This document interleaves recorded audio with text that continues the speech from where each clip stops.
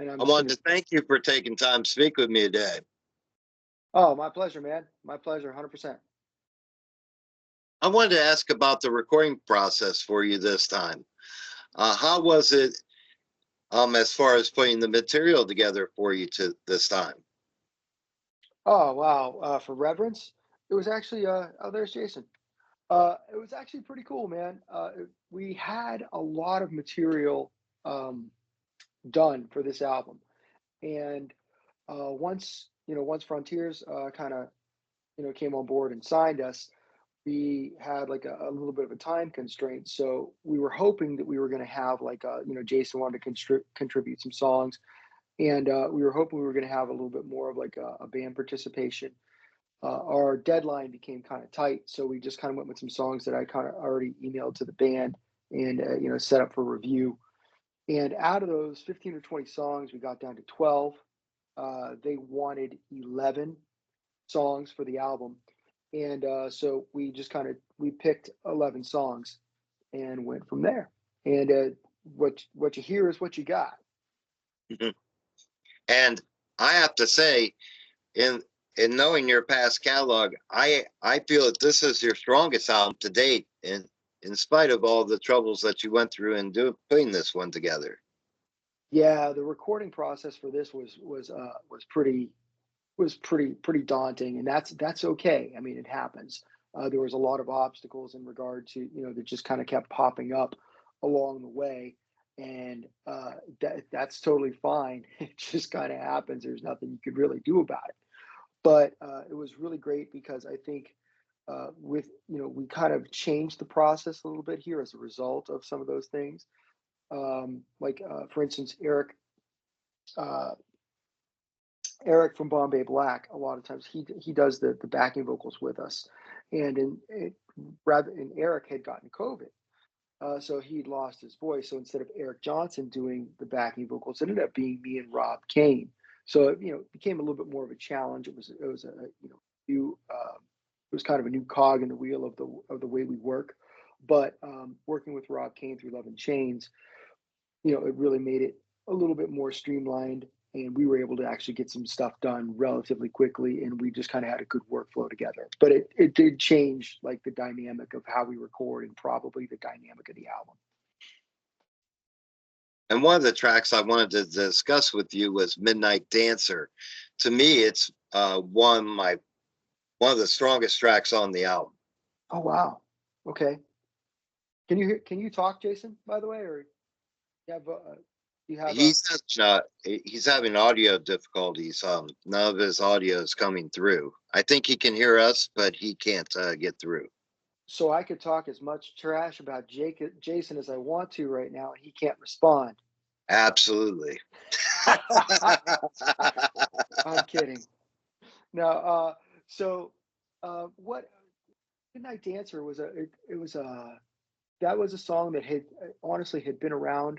I'd recorded it quite some time ago, and it was probably one of the heaviest songs I think that I've recorded or ever written, and it had a bit of to me like an Aussie feel. Hmm. Jason seems to think that it had a bit more. I think of like the Whitesnake feel to it, but it was a great song.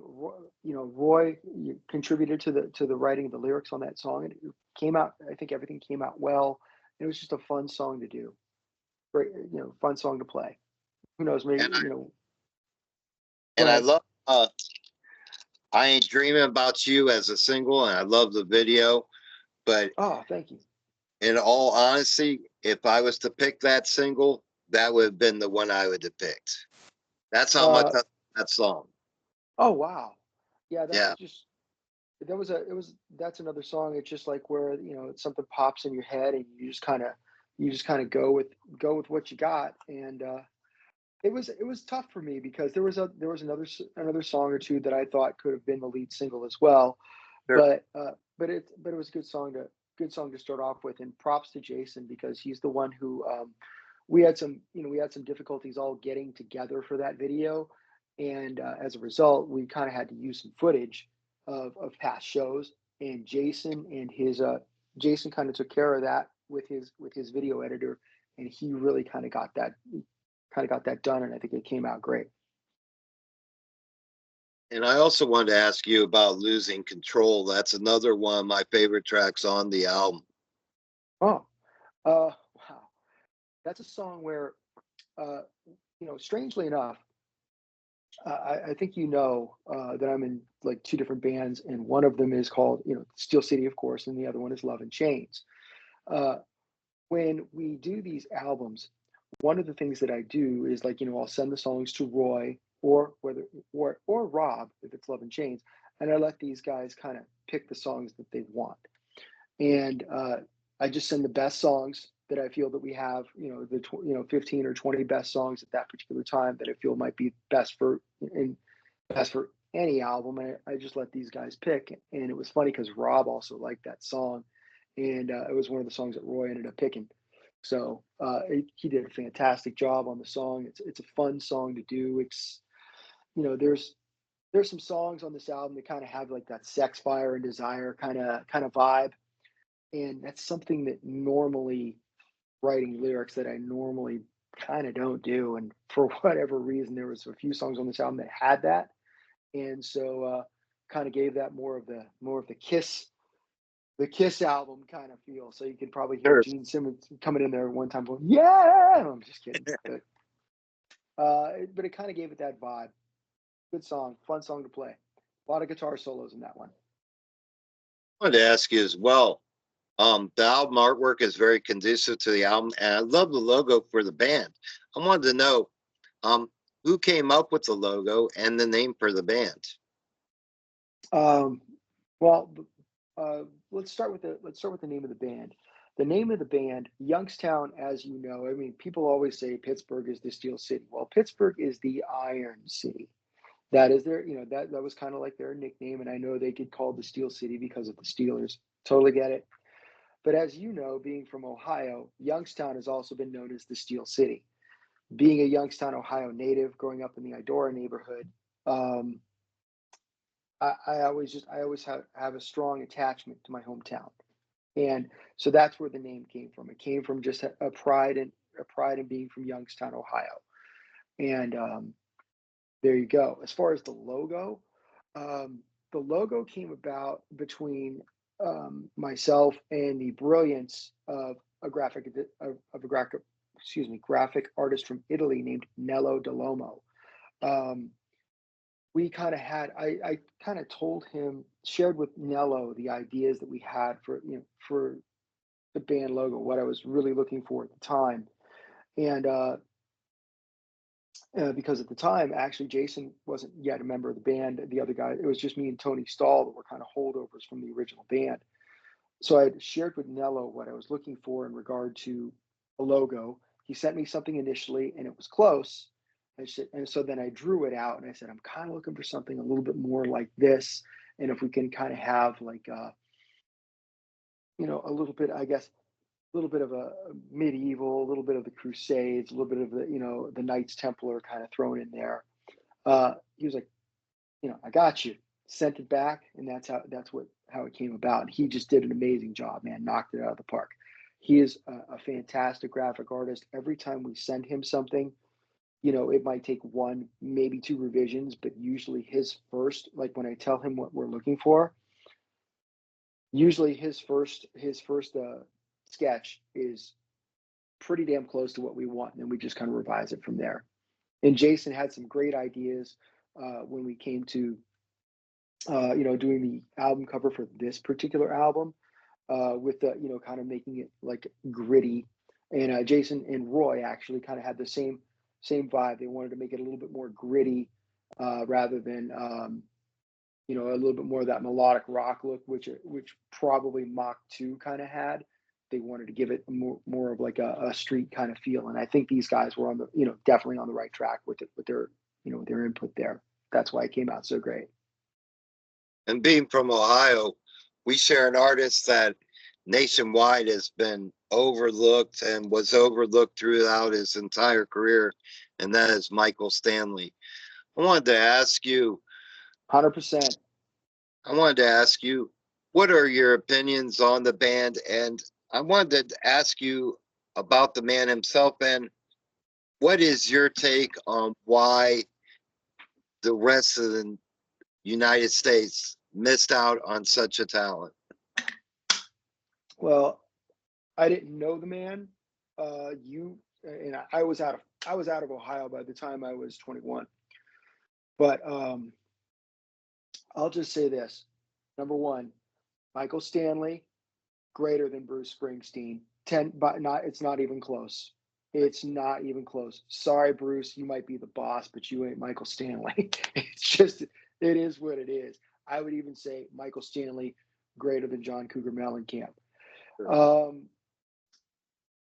so your question was basically what I thought of him as an artist. I think he's fantastic. I think his songwriting was just, unparalleled, especially being from the Midwest.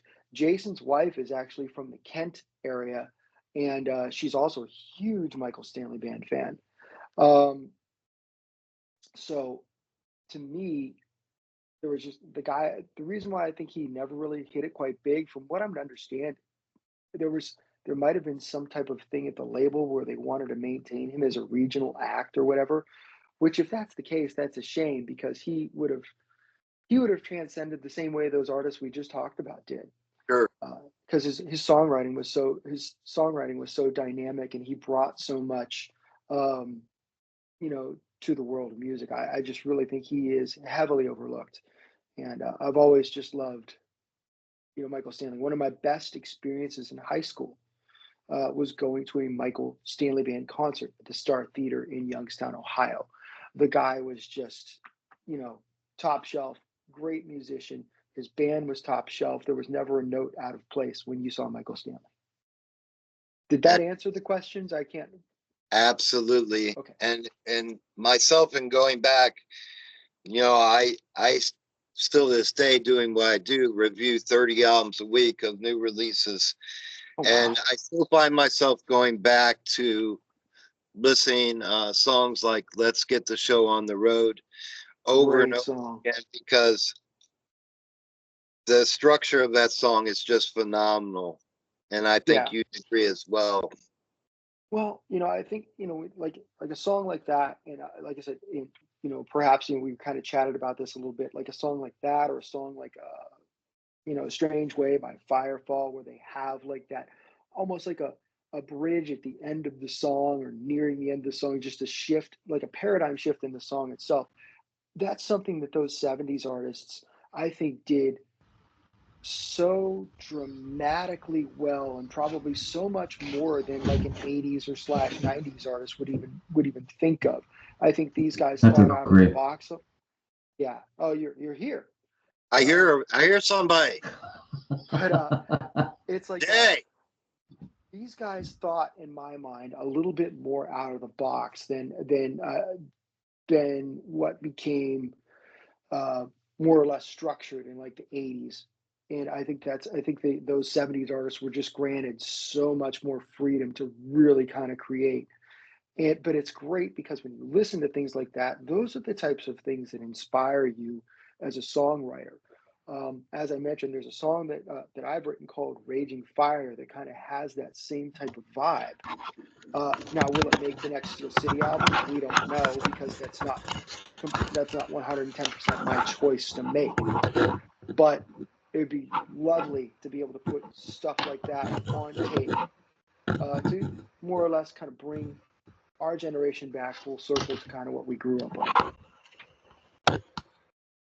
I wanted to ask you as well, what's the next step for the band? What can fans look for next? Well, we've been talking about that a little bit, and Jason can probably add to this once he's done doing whatever he's doing. Messing with the camera, sorry guys. But you know, one of the things, we've been talking with the label about a few different things. There's been a slight delay in one of the music videos that we've put out, and that's probably going to be coming in the first half of the month of January, hopefully.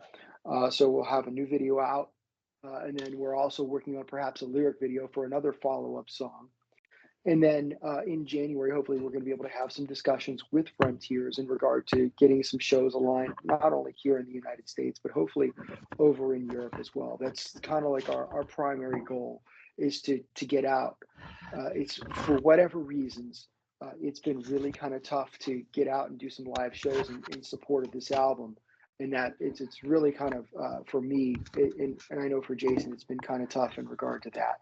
So we're just kind of Oh yeah, hoping no, I agree to 100%. kind of get over that hump, be able to get out to support this album, so people kind of hear what we're so proud of. Yeah, I I wanted to 100% agree with that statement. Yeah, it'll be interesting to see, once we get back on the road and whatnot, and do some of these really great shows. We really wanted to participate in the Frontiers Music Festival, but that just didn't work out scheduling wise. So we're just looking forward to getting on the road. I know we've got like a meeting coming up with them, working with their internal agency, if you will, an internal booking agent for some European dates. So cross your fingers there. Yeah. I wanted to ask you, and speaking of the live experience, when fans come to see you live, what can they expect? Oh my gosh. Um, well, hopefully about an hour's worth of music, depending on how much time we're allotted when we play live. That would be our start. Um, but a lot of energy. We've got a dynamic front man. Jason is of course all over the place. When you're playing bass. Uh, Tony Stahl is an amazing keyboard player who also he's also a very good guitar player, which is not known to Yeah, it many. really is. Um, uh, Probably better than me, but Oh no, but no, no. uh, but He's like a multifaceted kind of player. yeah, he's definitely a guy that can do anything and everything. And Anthony White on drums is he's got a amazing voice himself. He fronts his own band called Generation Landslide. He's a multi instrumentalist as well. They could see all of that, and then of course me. I just kind of show up, do the best that I can, bring as much energy as I can, and try not to mess up too much. So and we don't do like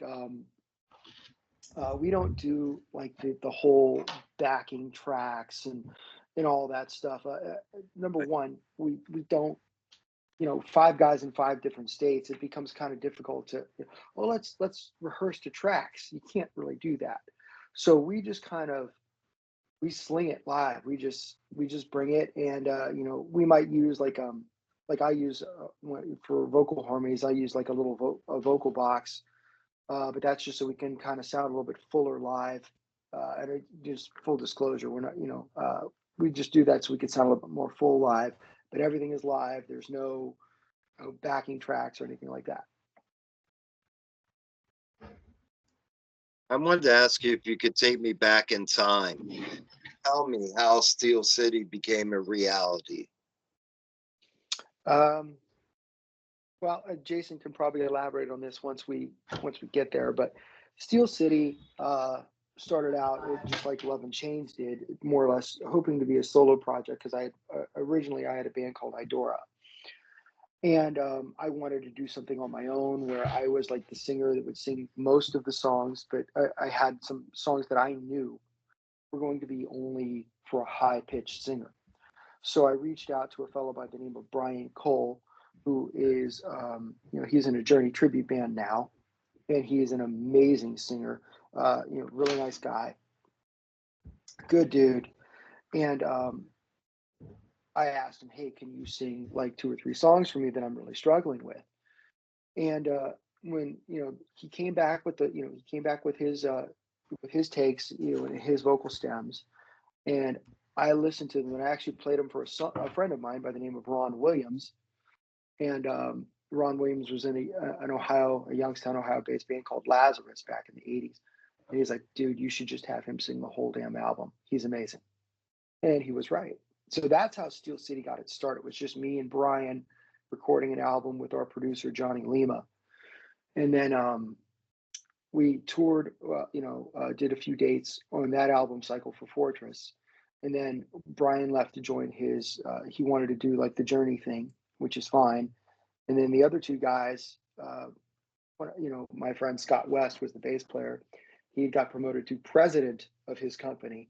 So now whenever I call him, I just call and say, That's "Hi, pretty Mr. cool. President." Yeah, hi, hi, Mr. President. But so when they left, we more or less, it was me and Tony that were the holdovers, and that's when Jason came into the fold, and Roy came into the fold, and then eventually Anthony White, and that's how Steel City, I guess, came to be. Long-winded answer, but that's how the members have Mhm. kind of changed hands. Yeah, I mean, I thought it was, it was pretty intriguing the way kind of things kind of came together, and the first album is fantastic. That was my first introduction to the record. So, Fortress, Brian Cole, I really didn't understand what was going on yet. Mike, had brought in Roy, and I was still kind of, getting kind of accustomed to what was happening, identifying to everything that was going on. But just hearing that first record just blew my mind. And then we stepped into doing Mach 2, which was just, outstanding. It's funny, when I listen to the first record, all I hear is the mistakes that I can fix. But I think that's I mean, some of those songs are great. Yeah, and that's something I think every artist goes through, going through those moments of, well, I could have done this or could have done that. But Yeah, at the end of the for day, sure. the feel of that first album is what is paramount to the album. And it definitely shines through on all cylinders. Oh, thank you, man. It's very kind. Yeah, I mean, being sort of an innocent bystander to that, the same thing. I mean, many of those songs are still in our set, and there's a reason why they're still in our set is Yeah. because they're great music. Mike and those guys. Well, I think it started off, Mike, correct me if I'm wrong, but as a solo project, and then kind of developed your own Yeah. band. So I think Mike, you pretty much have all the writing credit on there. I think but the songs are just fantastic, and they still make it into our set. They're just as equally as great as some of the ones off the new record, and some of the ones off of Mach 2.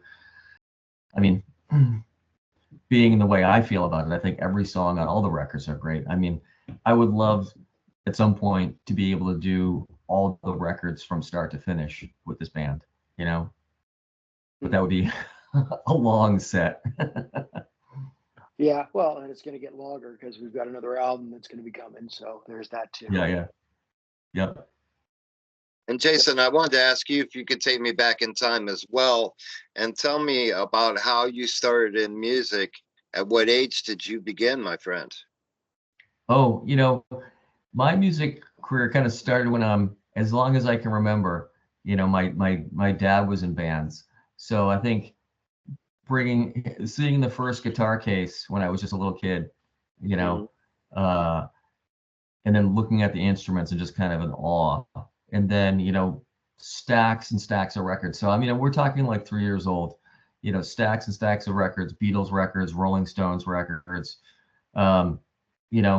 Zeppelin, everything. And then, I was really kind of a classic rock fanatic. I identified when I was a little kid with my parents and whatnot. And then, of course, getting into the 80s, kind of like stepping into your own thing. You know what I mean? And then picking up a guitar, and so I was a lead guitar player in my local band. And then there was some older guys that had been doing it for a while that needed a bass player, so I kind of became friends with them, and then kind of haven't looked back from there. So I started gigging with these guys around the Albany, Schenectady area. Went from doing my stuff where I was doing like, church events, and then junior high stuff, and then hooked up with these bigger guys where we started doing like battles of the bands, and then we started doing nightclubs, and then you kind of transition that to starting your own band around the Albany area. Then I moved to Boston to go to Berkeley, and then the rest is kind of history, just gigging and gigging and gigging. I moved up to Hollywood in '88. Played with a bunch of bands, got signed, then got dropped before the record came out, came back to Boston, and just kept doing the whole entire process. And so many people, I want to say, in this whole entire cycle, it's funny because I still play with some people in bands that I played with in Boston or in high school, or And it goes back to that. So it goes way back to about 13 years old when I started playing guitar. And along that journey, what do you feel has been the best advice that has been given to you along your musical journey? I mean, the best of musical advice that I've had, I mean, I did my time working with many really, great singers. Uh, and it's just, a lot of it has to do with integrity. I mean, being true to your music, being true to your fans, and being just a good person, and keeping those main objectives, to try to focus on your career. I mean, I think, the best advice I could have was, I mean, initially it was, I went to Berklee College of Music. It was just, practice your butt off, practice for 8 hours a day. Then it becomes way more than that. It becomes, the social whole part of it, meeting people, keeping relationships, building the career.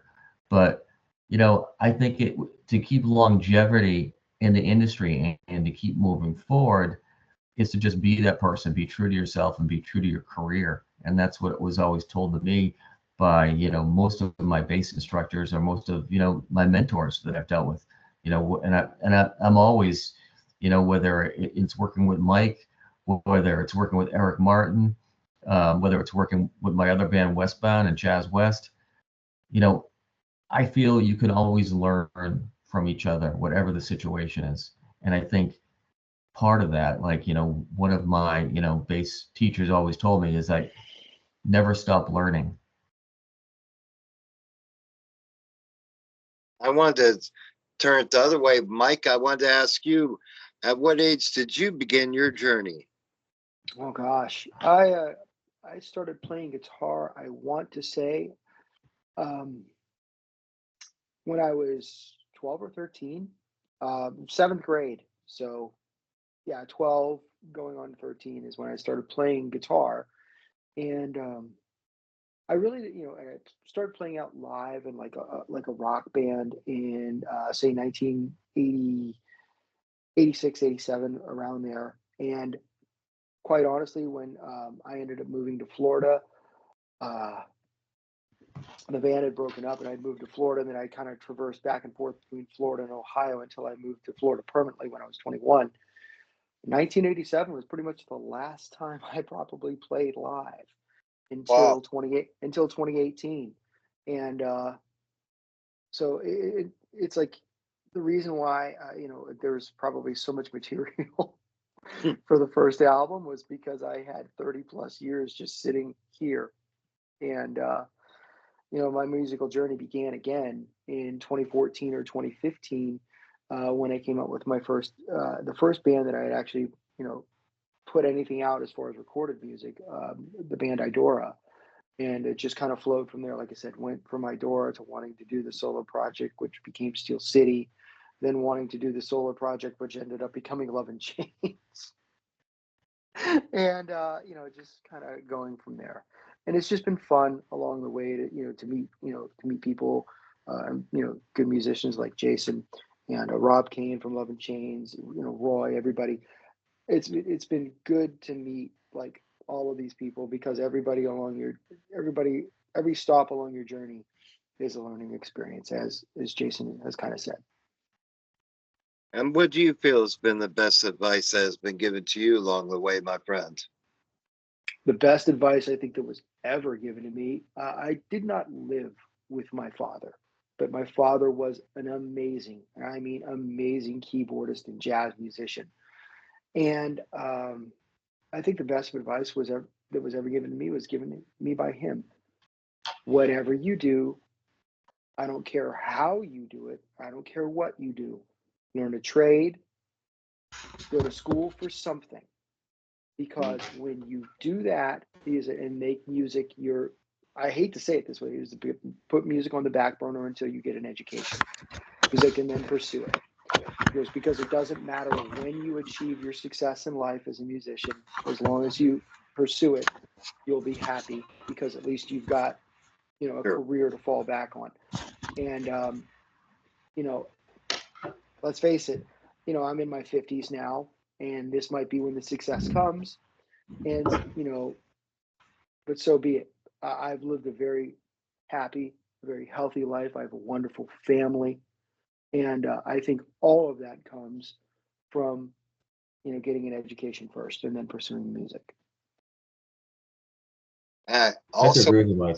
guys, what is the best way to get a physical copy of this album and any merchandise that you have?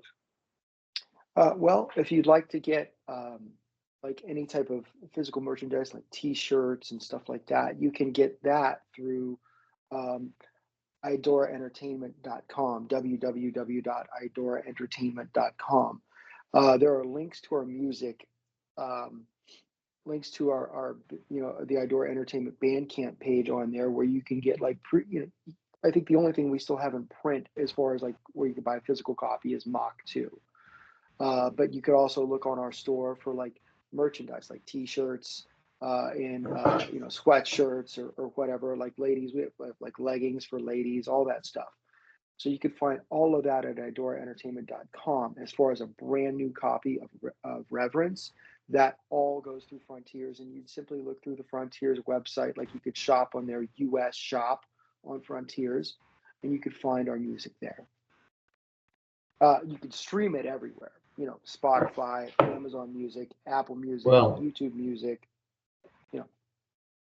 I was going to say there's a couple of locations. I don't know. It's actually through Frontiers, though. Believe it or not. Should I just mention this? Sure. I just discovered on the Walmart site through Frontiers, as well as Amazon. So they're all part of the front. The Amazon one is all part of the Frontiers store, which you can buy directly through there. Cool thing about that is, no offense to Frontiers, the shipping is a little quicker. I sent some up for Christmas presents. It's only a day. I sent it today. It's gonna be there tomorrow. Yeah. Well, yeah, especially if it's Amazon Prime, that's pretty awesome. So, yeah. Yes. Exactly. So Jay, my copy will come tomorrow then, right? Oh, sure, of course. Well, it's Sunday, so it'll be here Monday. Actually, I just sent one to my brother-in-law, and it's going to be delivered tomorrow. Wow, that's crazy. That is crazy. Yeah. The modern technology never fails us, right? Oh yeah, it's incredible.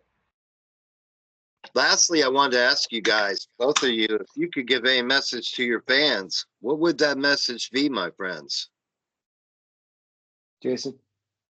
Like I was saying earlier, I mean, if you want to be successful, I mean, you've just got to continue. Just meaning, there's a claim that you need a certain amount of specific hours before you can be what you want to be, at least musically or anything arts-wise. But I don't believe there's any limitation to that. I think it doesn't matter what age you are, like Mike was saying. It is to be proficient. It's just to practice, continue. And even if I was, sold 18 platinum records, I would still be trying to write my next album. I would still be trying to play the best live show. Well, for me, what I would say to the people that listen to our music, first and foremost, we don't call them fans. For us, at least I haven't. I've always called them the fan family, because that's what it feels like. We've met so many of the people that like Steel City, and we talk to them like we're just regular dudes, man. We're regular dudes that happen to put out music. So the only thing I could say to those folks is thank you. Thank you for supporting the band, whether it's streaming music, picking up physical copy, whatever it is, coming to see us live. We're just thankful that people still, in this day and age, still like this style of music and are actually participating, with us in keeping this genre going, because it's not like we're in some magical, thing where we're going to sell Taylor Swift style albums, or we're going to stream Taylor Swift. So we're just thankful that people still dig us, man. And thank you so much. And, when we see things like, when we're looking at like the Monsters of Rock Cruise page, or, the M3 page or whatever, and, we say, who, and they're asking the people on those pages, who would you like to see? And we see Steel City on there, or it's really kind of humbling. somebody, It is. somebody told me this was their favorite album release for this year, in a PM, and I'm like, dude, that's just, that's really awesome. It's just nice to know that you can touch people in that particular way, that your music actually, reaches people. It's awesome. So it's just thank you. Wow. I wanted to Yeah, take thank you. my friends to thank you for creating an album that I enjoyed from top to bottom. And I'm Oh, you're definitely welcome, one of man. those that believe that the journey is the magical part of it. And following your journey from beginning to now, it's only getting better. And I look forward to what lies ahead, my friends. And I look forward to doing many more interviews with you as well.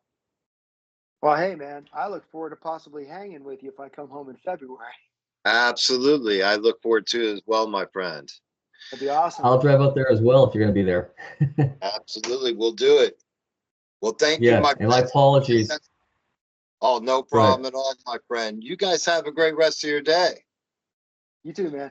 Thanks Thank so you. You much. too. Cheers. Bye. Cheers.